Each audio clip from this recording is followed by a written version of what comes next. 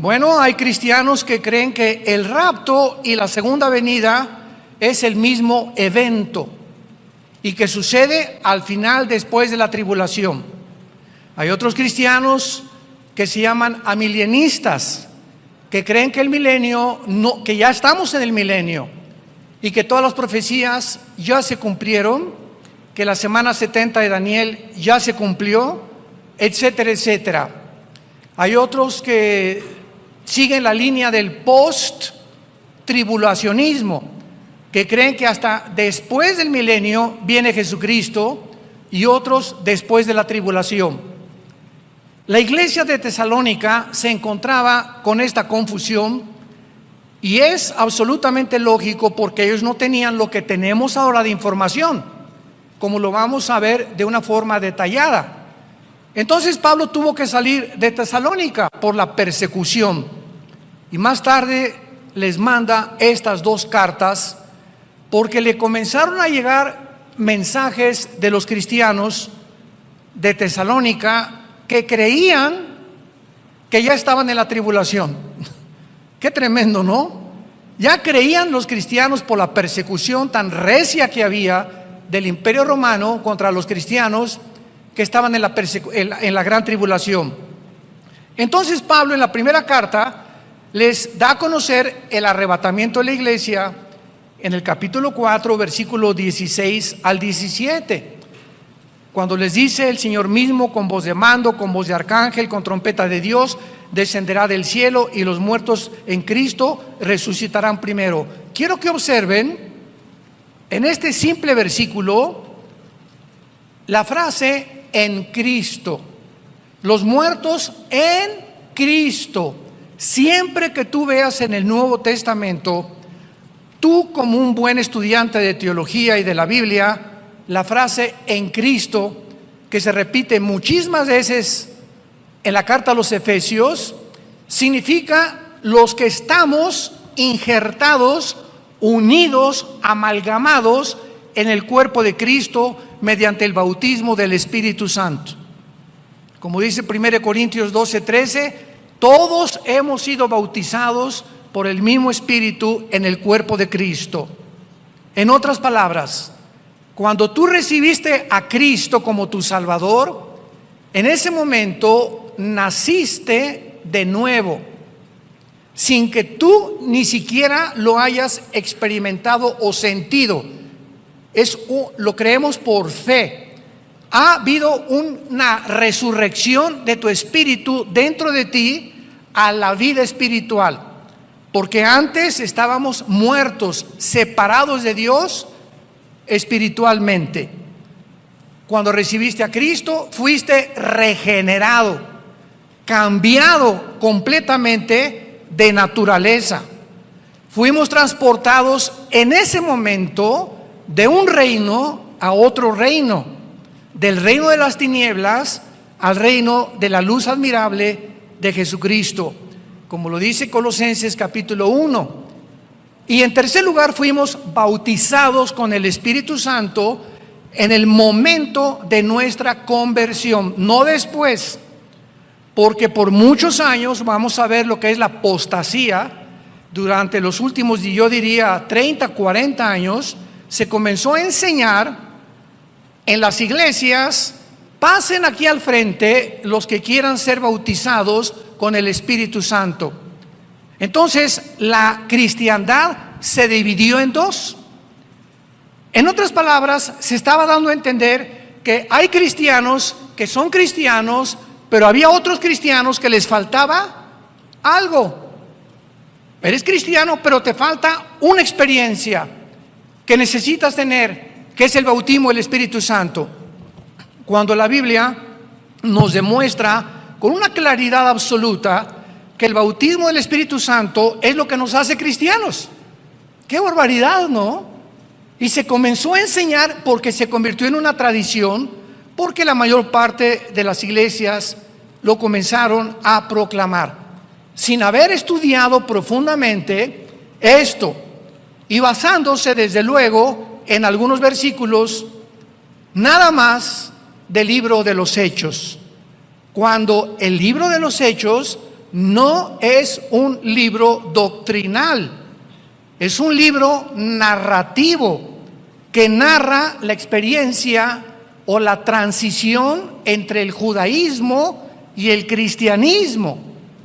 Es un libro que nos muestra de qué forma los apóstoles que eran judíos, Cristo fue judío, estaban completamente confundidos porque las promesas eran para Israel. Jesús lo dijo cuando vino en los evangelios: he venido a buscar a las ovejas perdidas de Israel, porque los 4 evangelios pertenecen al Antiguo Testamento.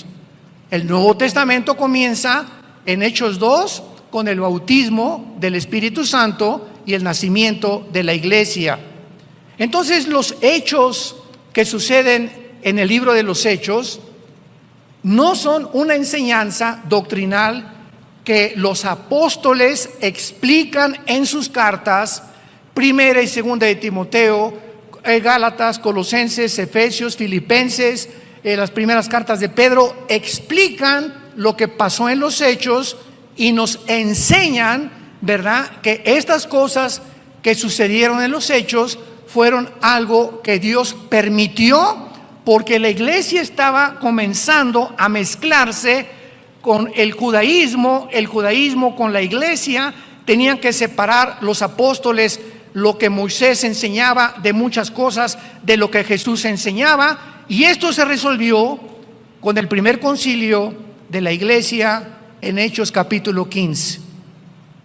Ahí se juntaron todos los apóstoles y tenían que determinar qué cosas del Antiguo Testamento estaban vigentes y qué cosas del Antiguo Testamento ya quedaban obsoletas. Y la conclusión a la que llegaron fue la siguiente: no hay nada en el Antiguo Testamento, esto es muy importante, abran sus oídos, no hay nada en el Antiguo Testamento que en el Antiguo Testamento era obligatorio que ahora en el Nuevo Testamento sea lo mismo. En otras palabras, ahora nosotros vivimos bajo la ley de la libertad en Cristo Jesús. Y ahora no es obligatorio nada absolutamente en el Nuevo Testamento. Un ejemplo: en el Antiguo Testamento el diezmo era obligatorio. Era obligatorio, lo tenían que dar a fuerza. Y cuando pasamos al Nuevo Testamento, 2 de Corintios capítulo 9, cada quien dé como propuso en su corazón, no a fuerza, no por obligación. Si no te nace del corazón darle a Dios, y si en el Antiguo Testamento fue el diezmo, con toda la lógica del mundo, bajo el Nuevo Testamento, con mejores promesas, mejor pacto, un Salvador que vino al mundo y ya pagó por el pecado, ¿cómo voy a seguir bajo la ley dando solamente el 10%? Ahora es el 15, el 20, el 30, el 40, el 50, como tu corazón lo diga. Y mientras más salud espiritual tengas, más darás, porque lo das con alegría. Ya no lo das porque tengo que dar esto y ahí va. Mejor no des nada. Hay otros que siquiera, y esto es verdad, hay muchas personas que han dado su diezmo, ¿verdad?, basados en el Antiguo Testamento, y al mes regresan y quieren que se los regrese. ¿Se imaginan ustedes qué corazón tan perverso puede haber en medio del pueblo de Dios? Entonces, qué importante es que ahora todo es voluntario. Ahora las fiestas de Israel, los tabernáculos, el Sukkot que celebramos, no es obligatorio, es para representar lo que Cristo hacía en medio del pueblo de Dios. Entonces, si no entendemos esto, vivimos bajo la ley.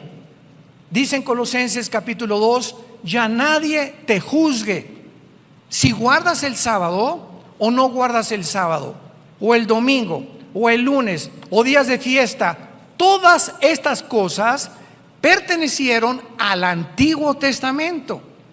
Ahora, como una persona un día me dijo, ¿por qué no guarda usted el sábado? y le dije, ¿qué nada más tú guardas el sábado? Te gano, yo guardo el sábado, el domingo, el lunes, el martes, el miércoles, el jueves y el viernes. Ya no supo qué contestarme esta persona. Y le dije, ahora todos los días son santos. Ya no hay un día específico. Y además los apóstoles se reunían el primer día, que es el domingo. El Shabbat se los dio Dios a Israel. El cuerpo y la entidad de Cristo es otra entidad completamente diferente. Entonces ahora, si tú trabajas el domingo, pues es tu día de trabajo, pero el lunes en tu trabajo, en tu hotel o en la compañía que tú trabajas, te dan el martes, ese es tu día de descanso. Y por eso no puedes venir a la iglesia, porque el domingo tienes que trabajar y llevar el sustento a tu familia. Y Dios no te juzga, porque no es obligatorio. Nos reunimos simplemente porque el domingo se determinó, bajo el calendario gregoriano en el que estamos, de que el domingo es el día de descanso. Pero ya no hay un día especial, ya no hay Semana Santa tampoco. Oye, que el viernes no como carne, como pescado porque es Viernes Santo. Y es Cuaresma. ¿De qué estás hablando? ¿Qué es eso de la Cuaresma? Eso pertenecía al Antiguo Testamento. Eso es de la religión apostólica romana. Esto no es de la Biblia. El cristiano come carne si quiere todos los días, para que te pongas como una vaca si quieres. O pescado de acuerdo a tu salud. Pero ahora todas las semanas son santas, todos los días son santos, todos los años son santos para el cristiano. ¿Me van siguiendo? Tenemos que deshacernos de tantas tradiciones. Pues no celebra la Navidad porque Jesucristo no nació el 24 de diciembre. Y si pones árbol de Navidad, eres un pagano, porque era de los babilonios. Mira, si no quieres poner árbol de Navidad, porque así lo sientes, no lo pongas y sigue con la cara de amargado que tienes. Y si alguien quiere poner árbol de Navidad y cantar jingle bells, noche de paz, no, deja que cante lo que él quiera. Y si quiere el corrido del caballo blanco, que lo cante también. Pero lo que Dios ve no es, a ver, háblenle al arcángel Miguel, dice Dios, por favor, chéquenme quiénes pusieron árboles y quiénes no pusieron árboles. Los que no pusieron, pónganles una palomita. Y los que pusieron, una cruz. ¿Ustedes creen que Dios juzga de esa manera? ¿Cuánto legalismo hay en la iglesia? ¿Cuánto legalismo hay en la iglesia? ¿Qué es lo que Dios ve? El corazón.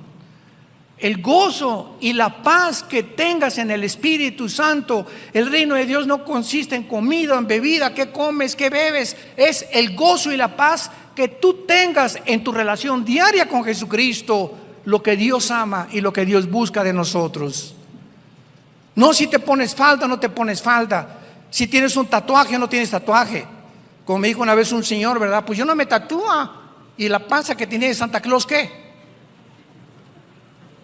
No, pues miren nomás la hermana en qué fachas vino a la iglesia. Espérame tantito, es una pobre ex prostituta que tiene una semana llegando a la iglesia y todavía no sabe cómo vestirse. No juzgues. ¿Ya viste cómo se pintarrajeó? Parece Cleopatra. Y tú no sabes las razones que se encuentran detrás de esa persona, que a lo mejor tiene 2 semanas y no ha aprendido cómo poder vestirse, cómo maquillarse de acuerdo a la cultura que ya Cristo quiere que nosotros tengamos. Que no atraigamos la atención sobre nuestro cuerpo ni nuestra cara tampoco. Entonces tenemos que crecer y madurar santos de Dios. Tenemos que entender qué es lo que Dios ama, qué es lo que Dios busca, qué es lo importante ante sus ojos, y dejarnos ya de tantas tonterías que ya, por el amor de Dios, si tienes 5 o 10 años en Cristo, tienes que crecer y madurar. Muy bien. Entonces, cuando Pablo dice en primera de Tesalonicenses 4:16, los muertos en Cristo resucitarán primero, esto significa la primera lección que vamos a aprender. En el rapto de la iglesia, o en el arrebatamiento de la iglesia, como le quieras llamar, los únicos que van a resucitar son desde Pentecostés hasta nuestros días. Todos los que estamos en Cristo, en el cuerpo de Cristo. Antes de Cristo, Israel no estaba en el cuerpo del Hijo de Dios.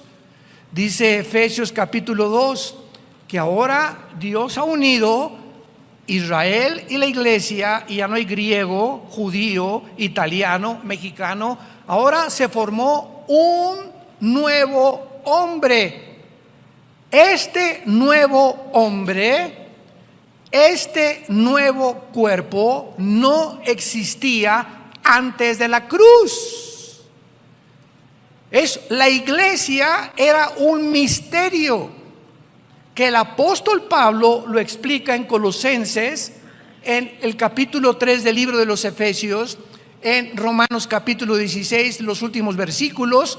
La iglesia era un secreto escondido antes de la cruz, que nadie sabía que se iba a formar un cuerpo en la persona del Hijo de Dios.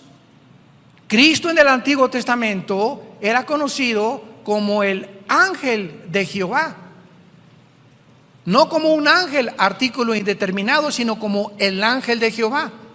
Entonces la iglesia es la que se va en el rapto. Muy bien, ¿qué pasará con los que murieron desde Adán hasta Pentecostés? O sea, antes de Pentecostés hasta Adán hubo millones, ¿verdad?, de santos justificados por la fe, como Abraham, etcétera, etcétera. ¿Cuándo resucitarán ellos? Ellos resucitarán de acuerdo a Daniel 12, del 1 al 3, después de la tribulación, en la segunda venida de Jesucristo. Y observamos entonces que las resurrecciones tienen un orden. Hay un orden. Dios hizo un orden en el universo. Dios es el Dios de orden. Dios no quiere que nada haya fuera de la armonía. Una gran sinfónica, imaginémonos un saxofón fuera de tono. En una alabanza, una guitarra fuera de tono. En un coro, un hombre con una voz, con una tesitura que no le queda a una muchacha, que no le queda, cantando en otra tesitura, desentona absolutamente toda la alabanza, toda la sinfonía. Todo es un orden. Imagínate tu cuerpo. Nuestro cuerpo funciona si hay orden entre mi estómago, mi hígado, mi páncreas, mis pulmones y mi mente. Y si en mi mente no tengo paz, y si en mi mente no tengo estabilidad, si no hay una tranquilidad en mi alma, mi cuerpo no puede estar sano. Y qué interesante que la mayor parte de los médicos en el mundo han descubierto que la enfermedad del siglo XXI, que causa casi el 70% de las enfermedades mentales y físicas, es el estrés. ¿Ustedes creen que es coincidencia que todo este año pasado y parte de este año nunca han habido más suicidios, divorcios, problemas mentales de los niños, de los jóvenes, como en el Japón, que se suicidan 2, 3 al mes, jóvenes menores de 18, 20 años de edad, drogadicción, por todo lo que el mundo ha atravesado con la famosa pandemia que hemos todos vivido? Qué impresionante que lo que ha enfermado más al mundo ha sido el miedo. El miedo es el arma favorita de Satanás. ¿Qué fue las palabras que Jesucristo nos dio? ¿Qué antídoto Jesús nos dio hace 2000 años? Que precisamente lo que necesitamos en el siglo XXI: mi paz les dejo, mi paz les doy. Shalom. Shalom. Resucitando los discípulos que iban al camino de Maús, se encuentran con Jesús, no lo reconocen, y lo primero que les dicen, Lucas 24, Shalom. Shalom es la palabra perfecta en el hebreo, porque implica paz, seguridad, esperanza, bienestar y salud. Cuando tú tienes paz, hay armonía en todos tus órganos dentro de tu cuerpo. Y si tú tienes algo que comience a disfuncionar y comienza a afectar las demás partes de tu cuerpo, es lo que se llama, estás enfermo. Entonces, ¿qué es lo que nos enferma? La desarmonía que existe dentro del cuerpo humano, porque algo causó esta desarmonía dentro de tu cuerpo. Y esto es precisamente lo que Dios quiere que nosotros podamos entender. Muy bien. Ahora, en la primera carta a los Corintios, capítulo 15, versículo 51 en adelante, ya Pablo nos explica el misterio que solo a él se le reveló. Ni a Pedro, ni a Santiago, ni a Lucas, ni a Juan, ni a Judas, el medio hermano de Jesús, a ninguno de los apóstoles le agradó a Dios revelarle lo que le reveló únicamente al apóstol Pablo. Y esto nos habla claramente de los diferentes talentos y revelaciones que tenemos del mundo espiritual. Por eso hay un Jeremías, hay un Isaías, hay un Amós, hay un Ezequiel, que tienen diferentes perspectivas del mundo espiritual, como Dios los trató, pero que todos, ¿verdad?, hacen una armonía en la mente de Dios. Y dice el apóstol Pablo en su primera carta a los Corintios, capítulo 15, versículo 51, he aquí les digo un misterio. Un misterio es algo no revelado antes. Es un secreto que no se conocía antes. ¿Qué está diciéndoles Pablo? Les voy a contar, les voy a revelar un secreto de Dios que en el Antiguo Testamento ni en los, escúchenme con cuidado, ni siquiera en los evangelios se conocía. Pablo, ¿cuál es este secreto? Estoy ávido por que me lo digas. Este es el secreto, que no todos vamos a morir. Y se usa la palabra dormir, porque cuando vean ustedes la palabra dormir en el Nuevo Testamento significa el cuerpo físico, no el alma ni el espíritu.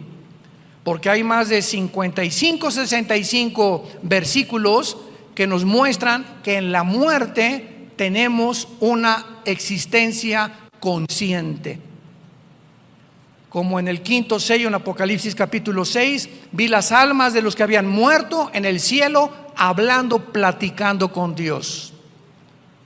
Entonces, Pablo nos dice, este es el secreto, que va a haber una generación de seres humanos que no van a morir.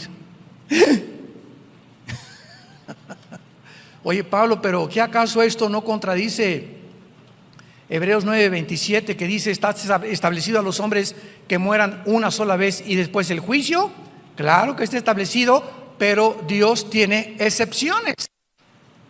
¿Cómo las tuvo con Enoc en Génesis 5? ¿Cómo las tuvo con Elías?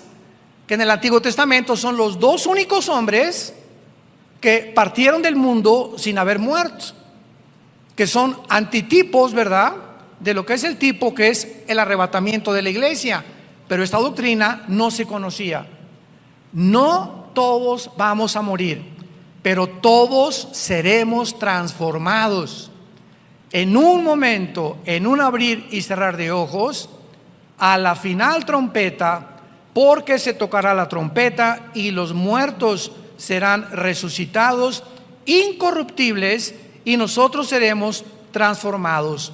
Lo comparamos con primera de Tesalonicenses capítulo 4, en nuestro capítulo donde Pablo dice, versículo 17, luego nosotros, después de que resuciten todos los santos desde Pentecostés, luego nosotros, o sea, si ahorita viene el rapto entre una hora o mañana, los primeros que van a salir van a ser los que murieron desde Pentecostés a nuestros días. Este es el primero ellos. Y luego, atrasito de ellos, los que hayamos quedado, o sea, vivos, seremos arrebatados juntamente con ellos en las nubes. En las nubes. Cristo en el rapto no baja al mundo. Cristo en el rapto no baja a juzgar al mundo. Cristo en el rapto no baja a destruir al anticristo.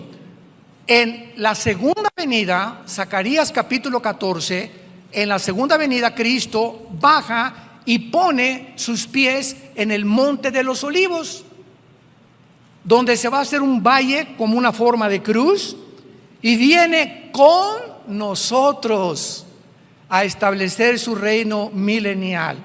En el rapto nos saca del mundo y en la segunda venida viene con nosotros después de los 7 años de la tribulación. Entonces, si estamos ahorita manejando o comiéndote tu torta entre 2-3 horas, o mañana estás en Chapultepec corriendo, etcétera, etcétera, y viene el rapto, la ropa de todos nosotros se cae en el suelo con la cosa que traes aquí en la boca, y vamos a desaparecer millones de personas sin que el mundo tenga una explicación. Pero habrá millones de personas que eran cristianos, entre comillas, profesantes, que van a venir aquí al Salón Le Crillon y no van a encontrar a nadie, o van a encontrar a otros como ellos, que venían y estudiaban y asistían a la iglesia, pero nunca fueron nacidos de nuevo. Nunca tuvieron una relación personal con Jesús.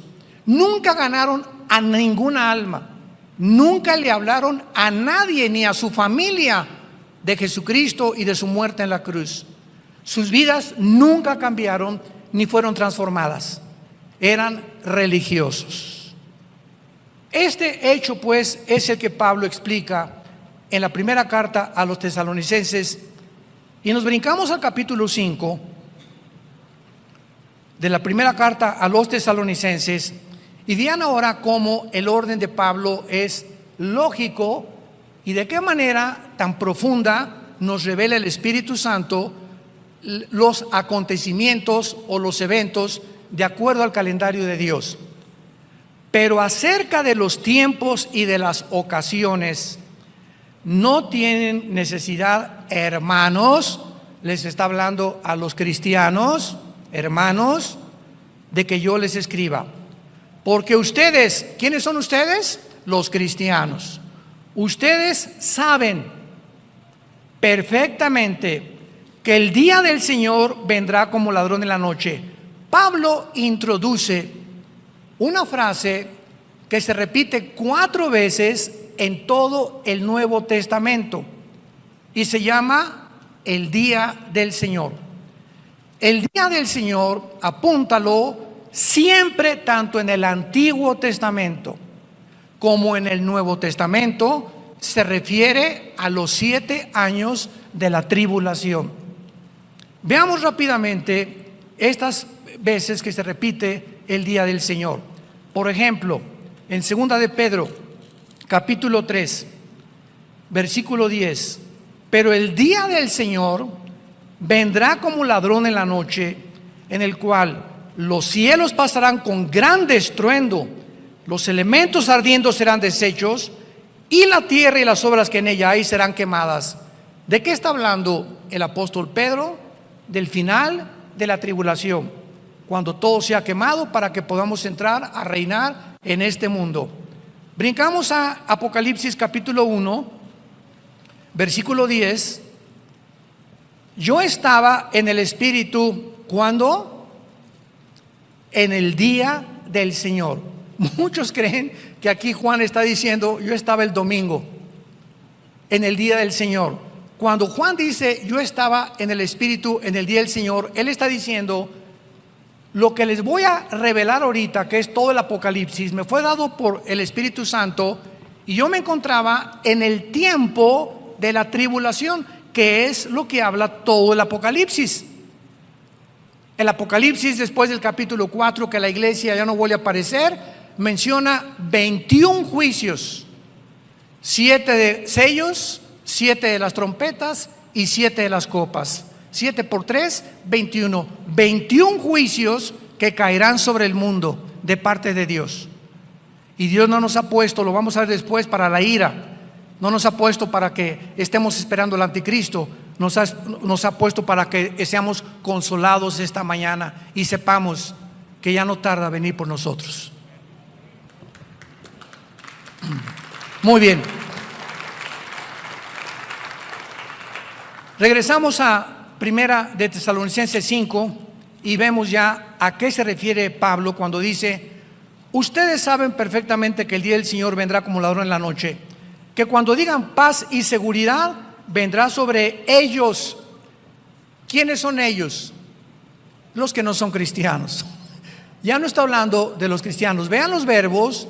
Primero nos habla a nosotros, ustedes hermanos cristianos, pero vendrá sobre ellos, sobre otra clase de seres humanos. Ya no está hablando de la iglesia. Vendrá sobre ellos destrucción repentina.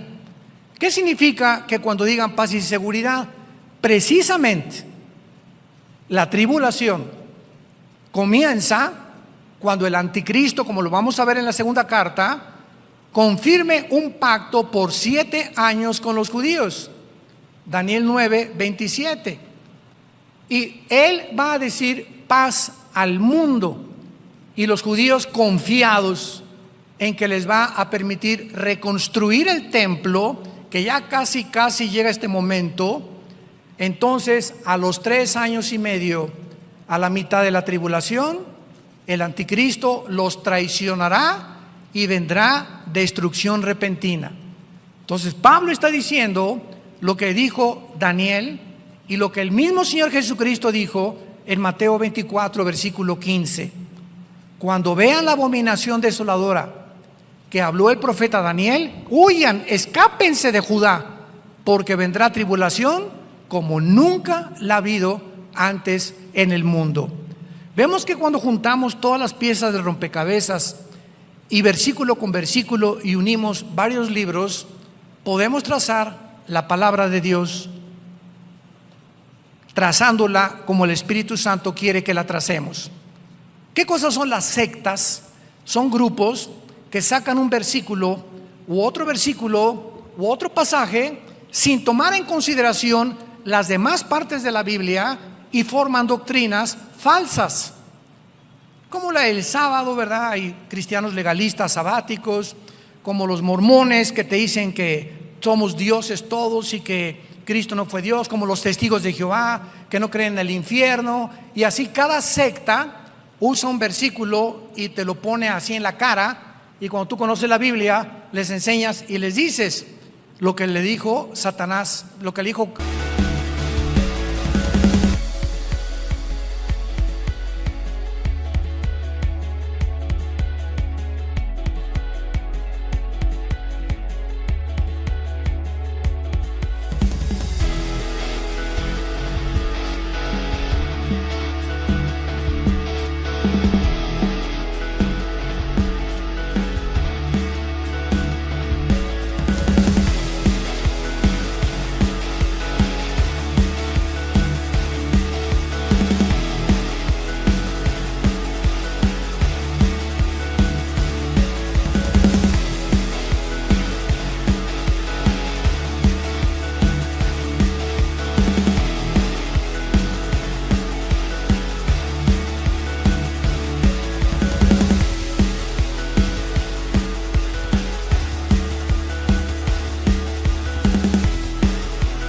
Cristo a Satanás en Mateo 4 del 1 al 10.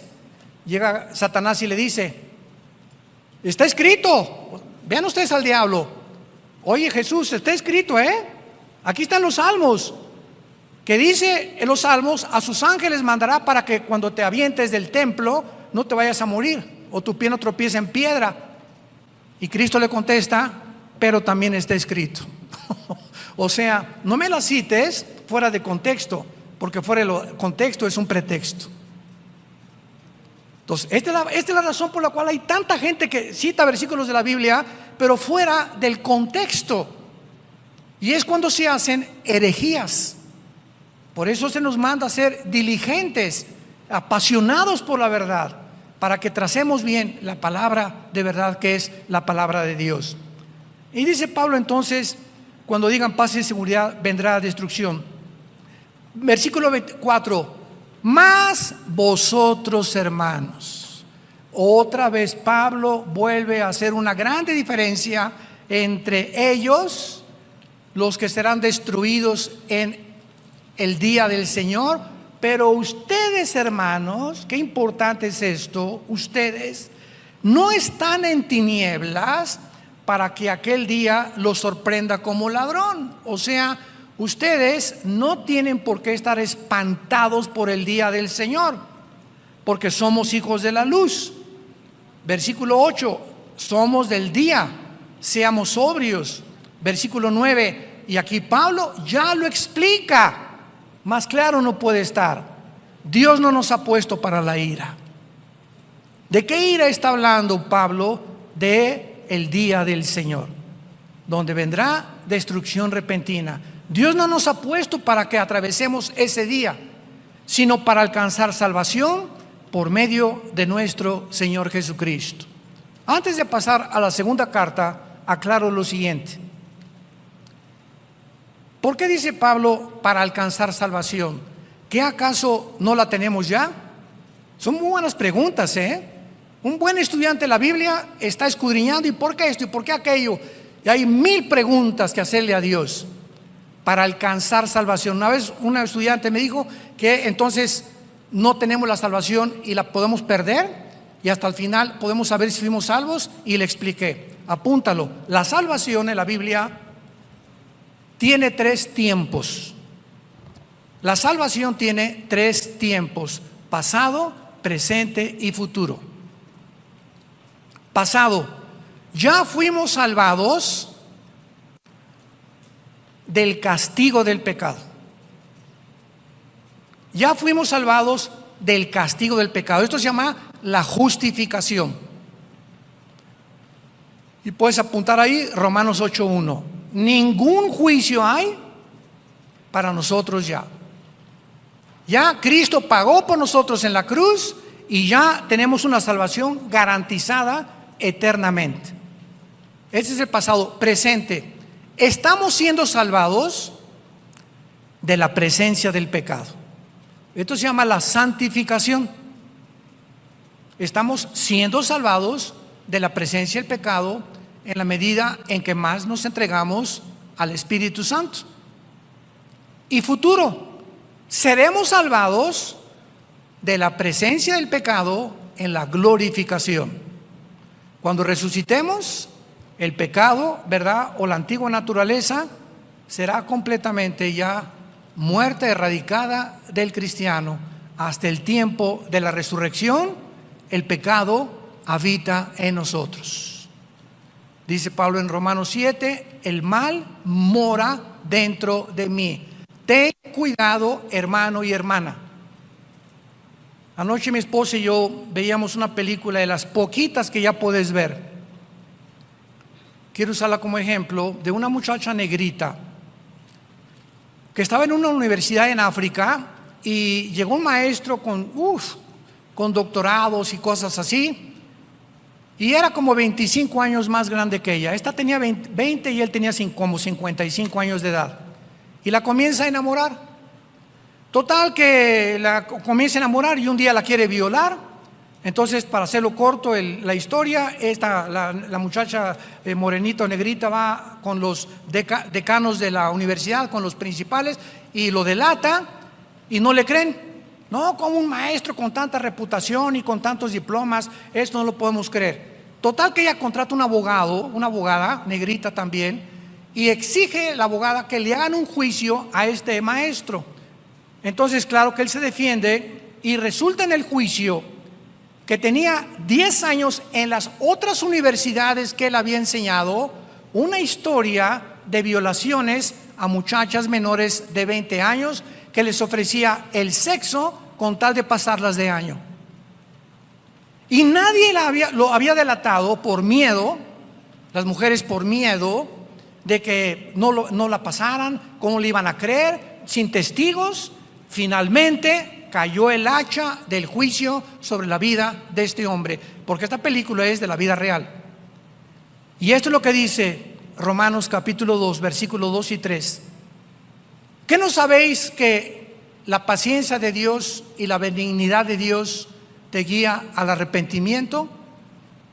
Yo le dije a mi esposa cuando acabó esa película, conozco muchas personas que las está juzgando Dios ya, que traían una historia de hace 10 años, 5 años de abusos sexuales, etcétera, etcétera, o de otra índole, y que como no pasaba nada, creían que Dios lo había olvidado, y Dios no puede ser engañado.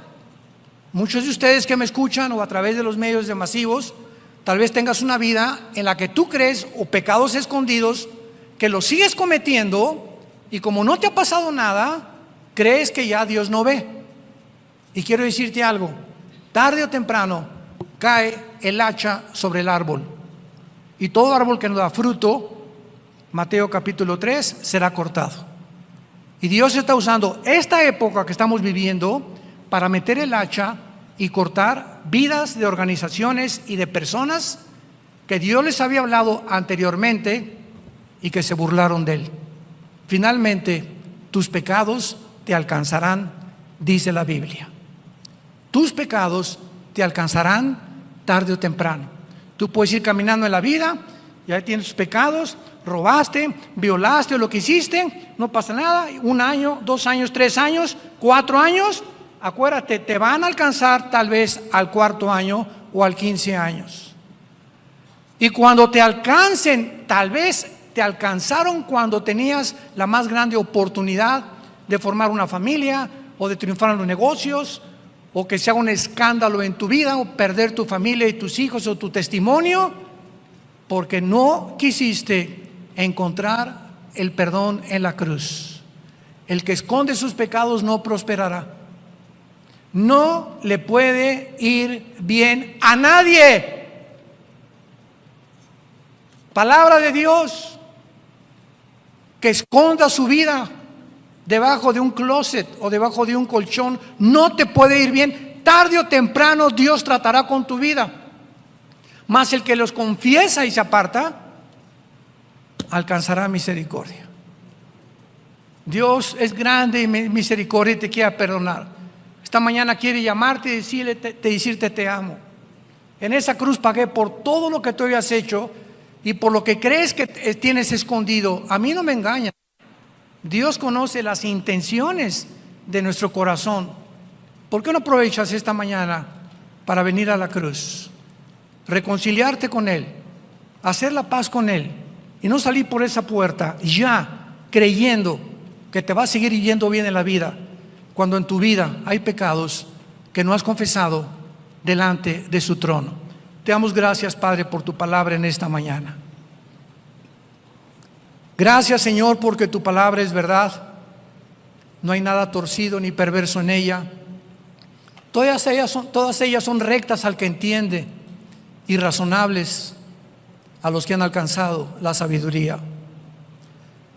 Bendito seas, oh Dios, creador de los cielos y el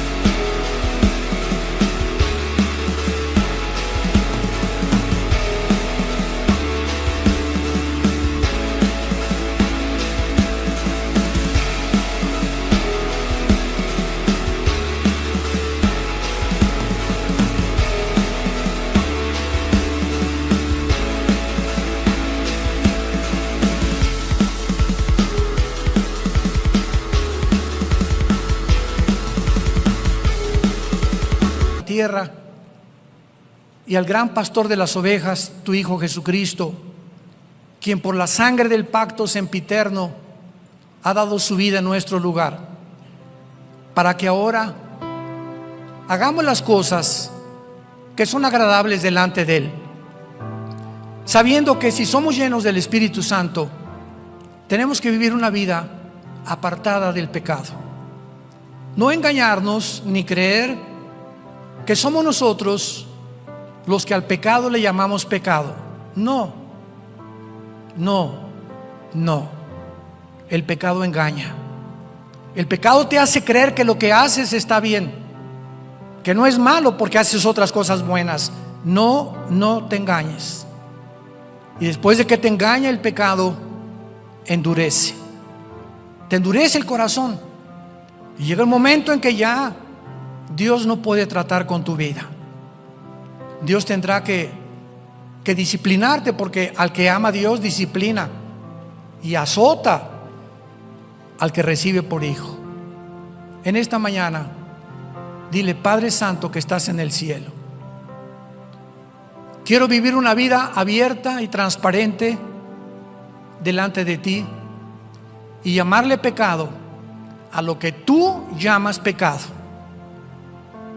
Lávame con tu sangre preciosa, porque es tu vida en tu sangre la que me puede dar esta limpieza en este momento que mi alma necesita, para que haya armonía en mi alma y en mi vida espiritual. Gracias por la cruz, y porque en esa cruz pagaste por todo lo que yo había hecho y lo que en este momento te estoy confesando. En el nombre de Jesús. Amén. Gracias a Dios por esta palabra, ¿verdad? Gracias a Dios.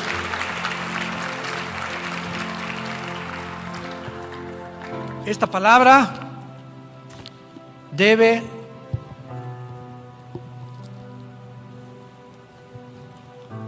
estar dentro de tu corazón. Día y noche, día y noche, día y noche meditarás en este libro de la ley. Cuando tú hagas eso, Josué, entonces todo lo que haces va a prosperar.